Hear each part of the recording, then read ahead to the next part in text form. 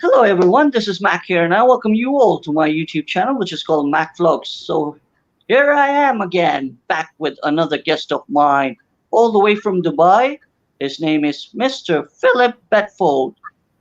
Wow, he's an amazing and awesome personality which I interacted a few days ago. One of my common friends from Dubai, Mr. Tim, he connected us and he made sure that he should be on MacVlogs because he has a great topic to talk about today. It's called Powered Business Networking, which we all need to know and understand how the networking systems work by connecting it together.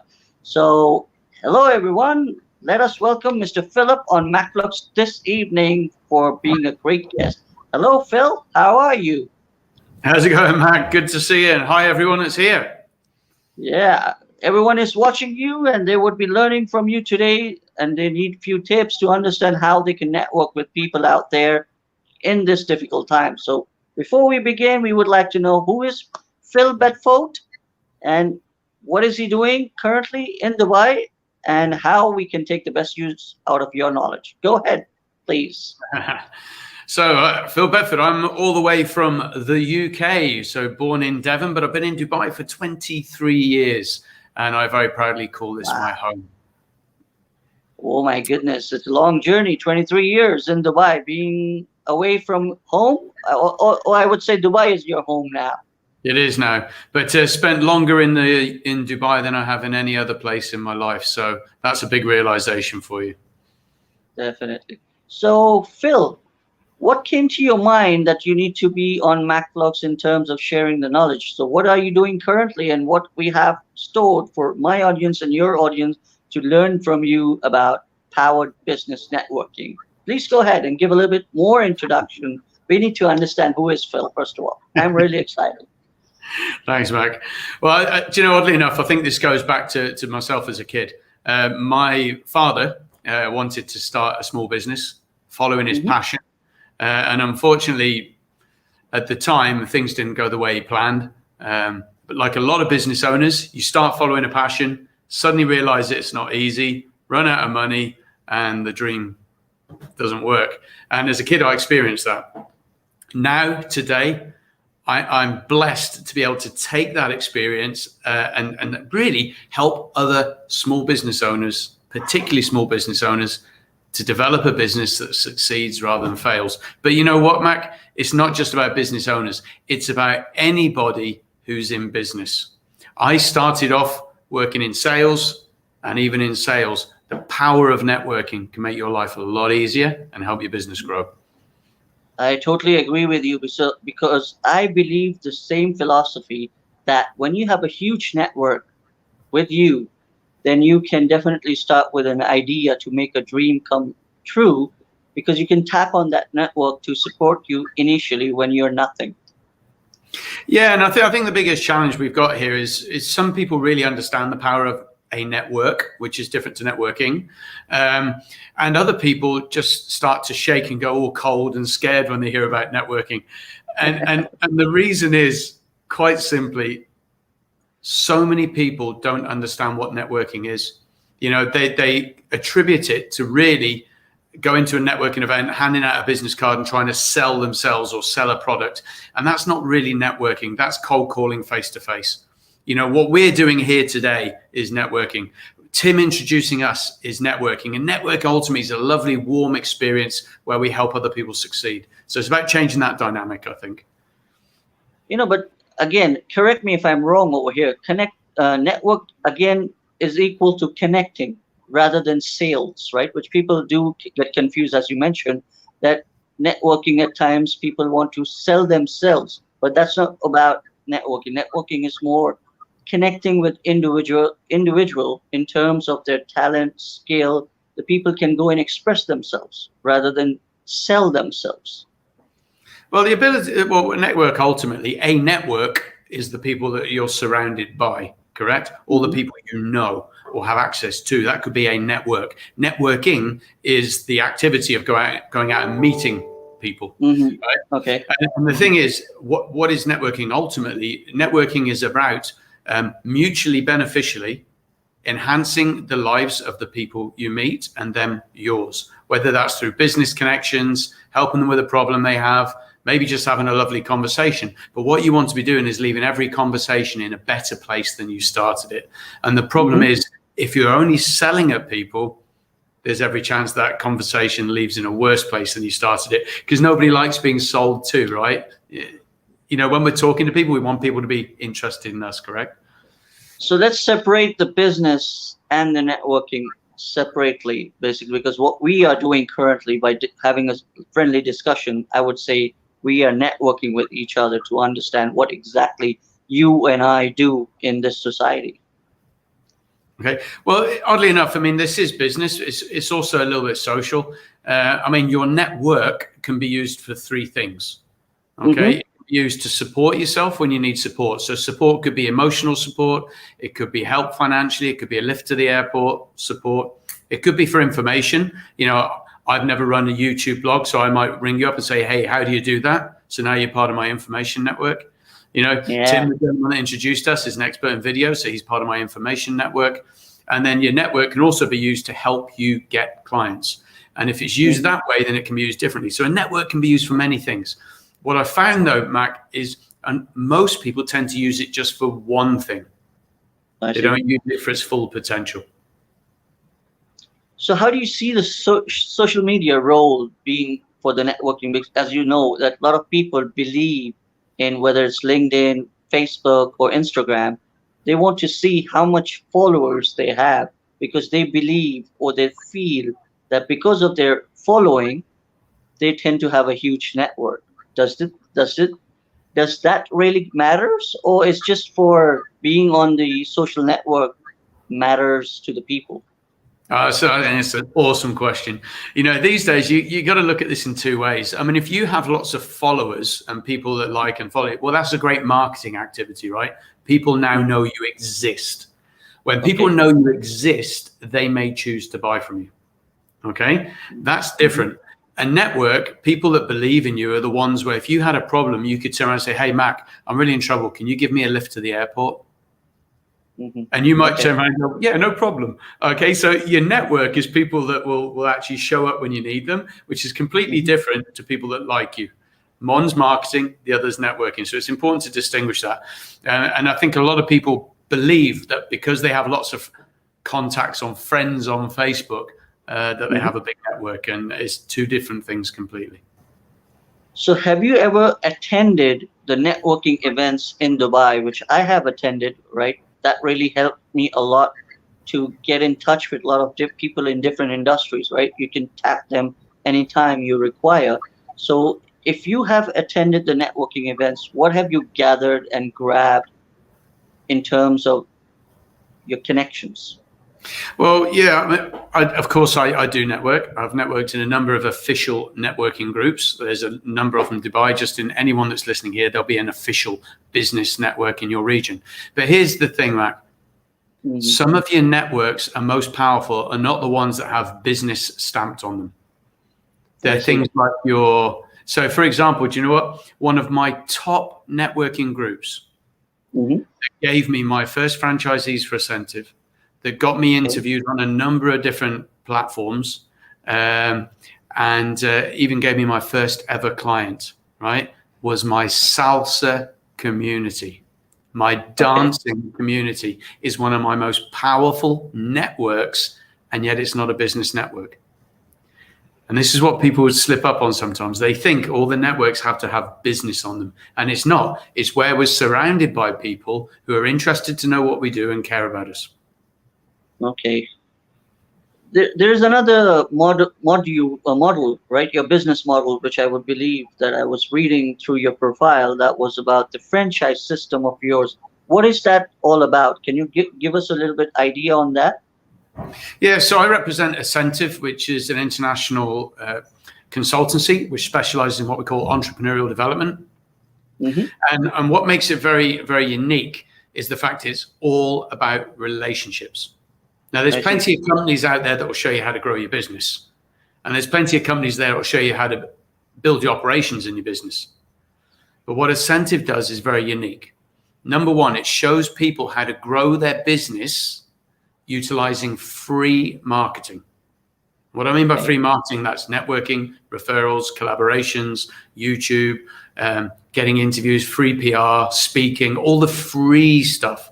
And secondly, what it does is it shows entrepreneurs how to build a support network around themselves of equally minded, vision and mission driven entrepreneurs who help you succeed in business. Because for anyone that's ever tried to do it on their own as a business owner, you can do it, but it's hard work and you need a lot of money. Some of the most successful people I know are surrounded by other people that help them get there. So you can do it on your own, or you can do it with other people. So what we do is we specialize in helping people to increase the quality of their life and their business through relationships. But it's really difficult, as you mentioned, but I also agree to that. The people who are in the job market, right, they can't take that risk of coming out of becoming an entrepreneur, because as you said, and I also believe that since I'm an entrepreneur myself, that being an entrepreneur, you need to take certain risks in life, right, which a job seeker will never take it, because he always wants to secure himself by just going 9 to 5 job and then you get a salary.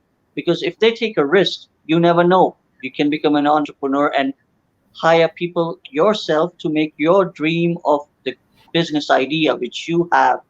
Why is that so, that the people don't want to become and explore becoming an entrepreneur? What's so difficult about that? Well, I got to be fair. I don't think everyone should become an entrepreneur.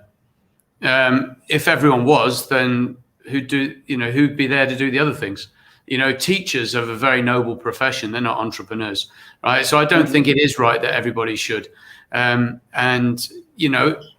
those people that do choose to go down that route, again, there's a very high chance of failure.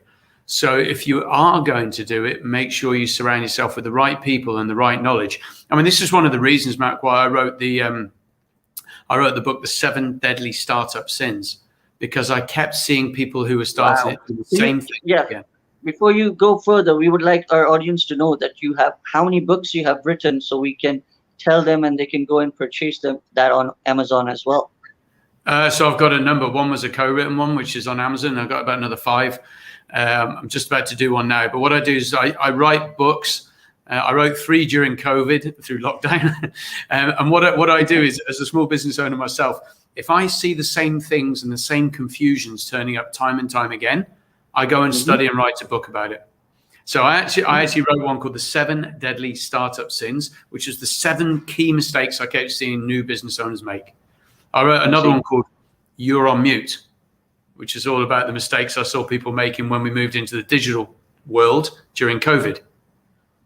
So if that's another one called Branding Shmanding, which is all about the confusion small business owners have about branding. What is it? Do I need it? Why is it important? Why can't I just have a logo and forget the rest? So all of these things are what people ask. So it's great just to research it and write a book about it. So since you have written 5 or 6 books, which I believe, what was the response of the market and the people out there by reading those books? Were you able to convince and change their mindsets by connecting with you by reading your books? It's an interesting point. I think I definitely know my mum bought all of them. Parents are biggest supporters, right? with regards to all the others. So it's actually interesting, Matt, because a couple of them went to number 1 on Amazon. So I know people have been reading them, and I know people have fed back to me, that they've made a significant change in the way they do business. But you see, I didn't actually write the books so much for that. I actually wrote the books, number 1, because it was a good learning experience myself to share and dig deeper.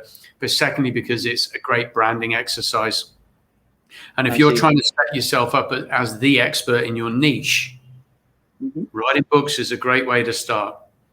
But if you're looking to make money from writing books, very few people do.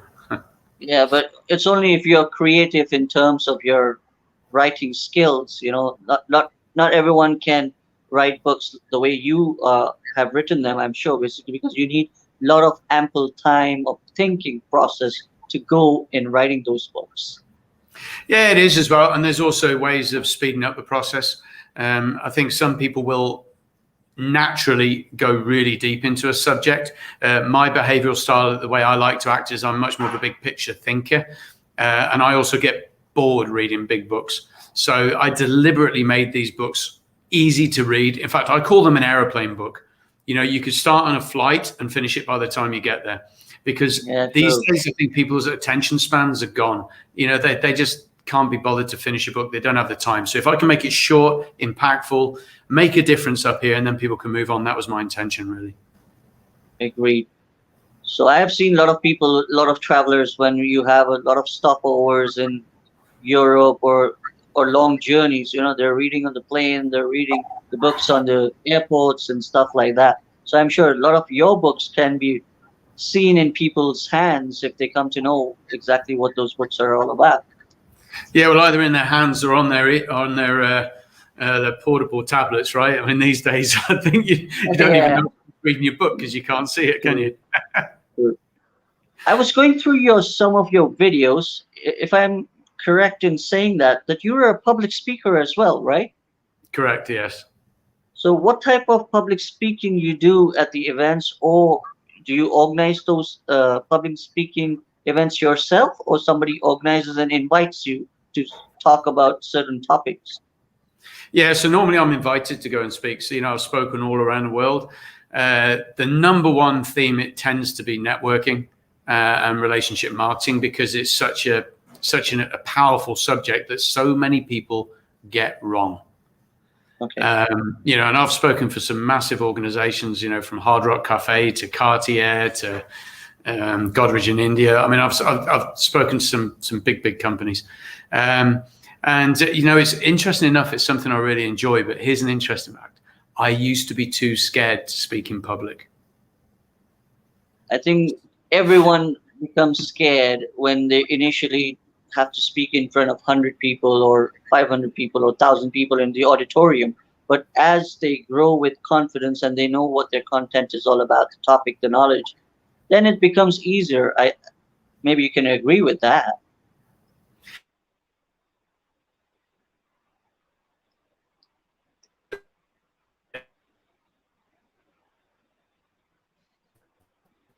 I think we have a little technical issue. Are you there, Phil? There are some technical reasons. I think Mr. Phil has little technical reasons at his end, so we're not able to see him or hear him. Phil, are you there? Okay. So we will get back with Mr. Phil in few seconds or few minutes. Let's see. Okay, so that was Mr. Phil.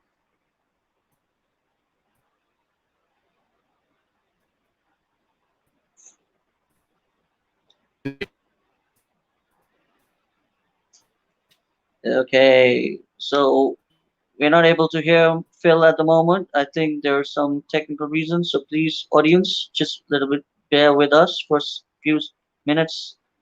He will be back on live again, back online.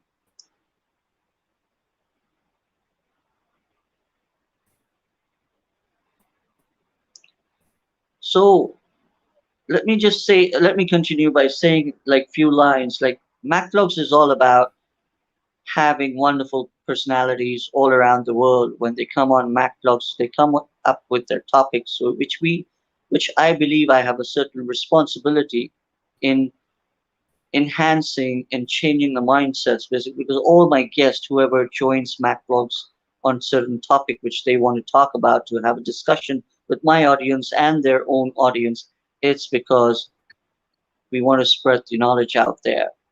So don't worry, as we know, you all can definitely connect with Phil Bedford. I have mentioned all his details in the description section. You can go down there and check out his Facebook page, his YouTube, the LinkedIn, his YouTube, and the books he has written, and you can visit his website as well. So that's going to be amazing to connect with him. So Phil is back again. So Phil, I was just telling everybody that they should go to the description section to connect with you with all your links which we have mentioned. So I'm sure a lot of people will start connecting with you as well. So is there any five or two or three or one, any points you feel that you need to tell the audience how to become an entrepreneur and what are the steps they should take as becoming an entrepreneur? Okay, so for me, I think the biggest tip I would give anyone, this comes straight out of the 7 Deadly Startup Sins, is if you're going to do it, know that you're going to do it. Don't just become an entrepreneur because you've lost your job and you've got nothing else to do. Okay. Mm-hmm. Oh, well, I lost my job. I'll give it a go. Or, I'm going to give it 3 months. And if it doesn't work in 3 months, then I'll go back to my job. Don't bother. And there's a great saying, actually, I think sums this up beautifully. And it's being an entrepreneur is being willing to spend a few years of your life like most people won't, so you can spend the rest of your life like most people can't. Mm-hmm. And it really is, because between 2 to 7 years is a battle as an entrepreneur. And one of the things I've found is, so many people, they think that because they've got a business, they're suddenly going to earn loads of money. They need to realize they're probably not going to pay themselves a wage. They probably won't go on holiday. They'll probably be even more stressed than they were before, especially if you're bootstrapping funding it yourself. Slightly different if you got family money or an investor. But for those people that are bootstrapping, it's a tough journey. And you have to know that all your friends are going to be going on holiday, your friends are going to be going out, and they'll just say to you, oh, why are you doing that thing? Why don't you just go and get a job? And it'll be too easy to go back and get a job when someone says, hey, nice job. And then you'll go back and go. So if you know you're going to do it, I'm sure you'll agree. You've got to know you want to do it. You have to know the battle. You have to surround yourself with people that can say, yes, you can, rather than, why are you doing that? And be prepared. Sure. So to become an entrepreneur, is it important to take a loan from the bank? Do we need an investor, or do we work on our savings to implement to become an entrepreneur? These are the three that came to my mind. If you don't have funds or the money, how you can make your ideas on the ground to people to understand that you're an entrepreneur. Well, I mean, it's a very good point, actually. And of course, one of the mistakes people make is they don't have enough funds to back them up, to get them at least through their first 2 years. So the number one is, wherever you get those funds from, you've got to have them. And so some people are lucky enough to have a family member, particularly in the Asian communities. You might have a family from a business community who will help you. The other option, of course, is that if you don't have that, maybe you have your own savings, which is great. But even if you have an investor, you have to pay that back. And what you don't want to do is get lazy because you think you've got loads of money and start throwing it into all these different ways of getting business, because the investor's going to go one day, excuse me, I want my money back. So yeah, but I guess to acquire an investor, you should have an amazing business plan to show him, to convince him to become an investor in your idea, right? Yeah, well, if you've got family investors, it might be different, because they're doing it just to help the family community or whatever. But yes, and you're absolutely right. I see so many people, like, they're 1 week, 2 months into their business and they're trying to get investment, and they really don't realize that not everybody is a unicorn. Not everybody's got that one idea in 10,000 that's going to set the world alight.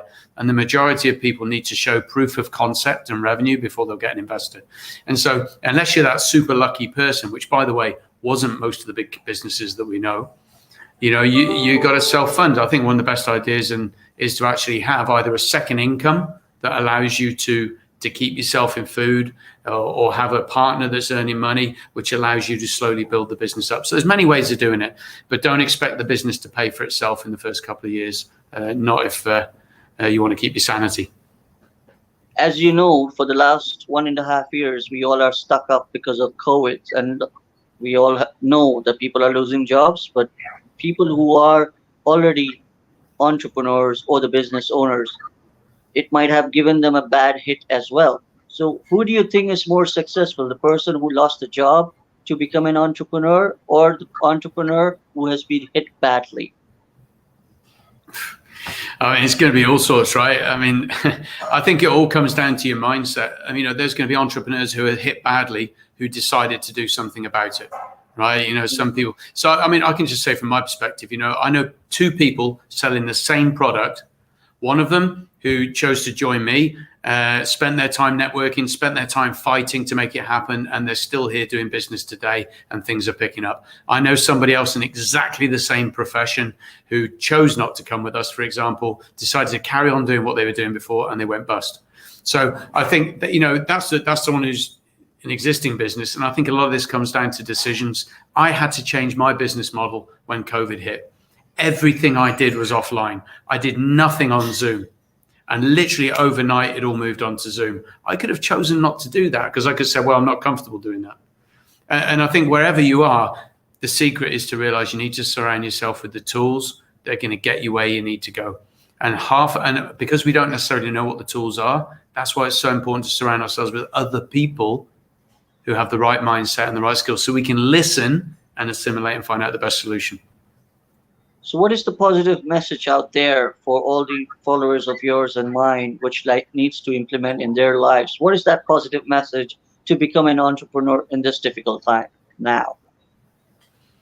And there are many, but I think from my world is to surround yourself with as many good people as you can.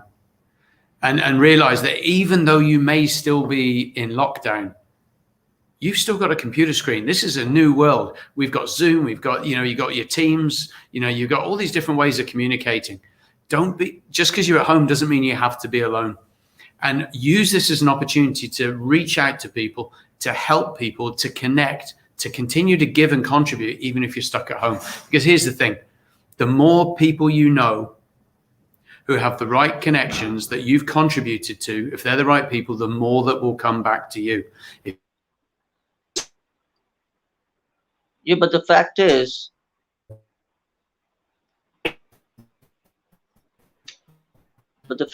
I guess that people will definitely come back to us if we have a huge network or the connections. But again, they always want to find a solution and find how we can make money if we have a great network.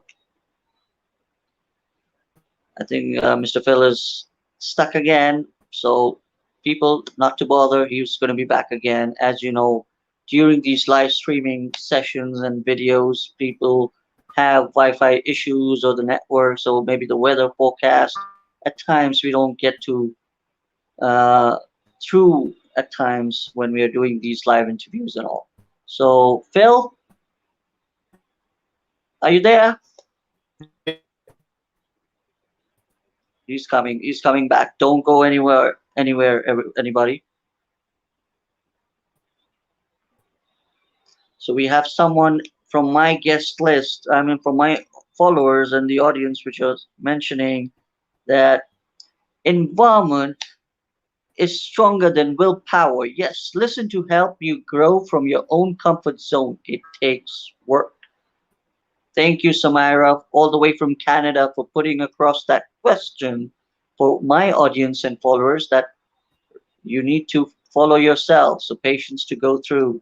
Definitely, we all need that patience to go through in these difficult times. So everyone, be patient. The dreams will come true. You will definitely get the opportunity to connect and network with people. Don't waste your time being alone at home, as Phil mentioned a few seconds ago. Utilize your time, be productive, talk to people, connect, make yourself best use out of it. So I was just mentioning few comments by some of my followers. As you can see, again, I mentioned one of my follower from Canada. She mentioned environment is stronger than willpower. Yes, listen to help you grow from your own comfort zone. It takes work and patience to get through. So that was your message out there. So I'm sure everybody out there needs to come out of their comfort zone to connect and start networking by being at home itself. You can meet a lot of people online. But again, there was one question as I was asking, but then you went away for a few seconds. The question I would want to ask you, how can people earn through online, through networking? Is there a way if they don't have any brand or their idea? That's the last question before we're going to wrap up. I suppose there's always a way of earning. You've just got to find a way of funneling it into something that people can buy. Again, amazing. So I think with the help of Tim, I was able to connect with Mr. Phil today for my live interview so that I can connect him to the old my followers and his followers out there. So Phil, thank you so much for being part of MacVlogs family today. Okay, for due to some interruptions, I apologize for that, as we cannot do anything because of live streamings or the interviews do get interrupted. So I apologize for that. But again, before you go, we would like to have a shout out by Phil Bedford for people out there and for my channel, because it's going to give me a boost and the confidence to bring many, many, many more wonderful people to be part of MacBooks. Please go ahead and give a great shout out in your style.